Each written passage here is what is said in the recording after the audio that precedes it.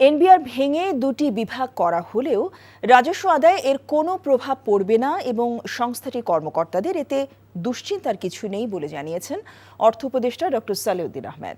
সকালে সচিবালয়ে সরকারি ক্রয় সংক্রান্ত উপদেষ্টা পরিষদ কমিটির সভা শেষে এ কথা বলেন তিনি। জানান, আর টাকা ছাপিয়ে ফুলিয়ে ফাঁপিয়ে বাজেট বড় করা হবে না।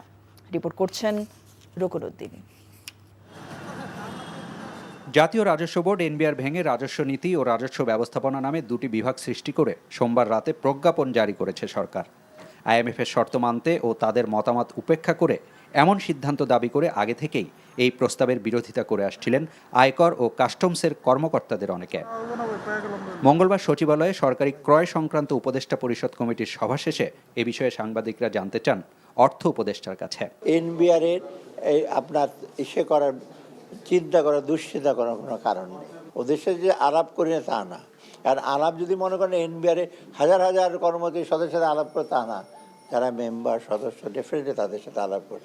ওদিকে আবার প্রশাসনের লোকের কিছু মন্তব্য আছে, তাদের সাথে আলাপ করা হয়েছে। এটা ইন্টারন্যাশনাল প্র্যাকটিস, পলিসি ডিভিশন আর ইমপ্লিমেন্টেশন ডিভিশন এক থাকে না। এখন এনবিআর যদি পলিসিও করে, মানে যাদের খালি কাজ হলো কালেক্ট করা, তো এটা একটা কনফ্লিক্ট ইন্টারেস্টও থাকে। এ সময় তার কাছে সাংবাদিকদের প্রশ্ন ছিল, এমন সিদ্ধান্ত রাজস্ব আদায়ে কোনো প্রভাব ফেলবে কিনা। রাজস্ব আদায়ে কোনো প্রভাব না। রাজস্ব আমরা এই পর্যন্ত যেটা অলরেডি কিন্তু রাজস্ব আদায় গতবারের তুলনায় 2% কিন্তু বেশি হয়েছে, খুব হতাশাব্যঞ্জক না।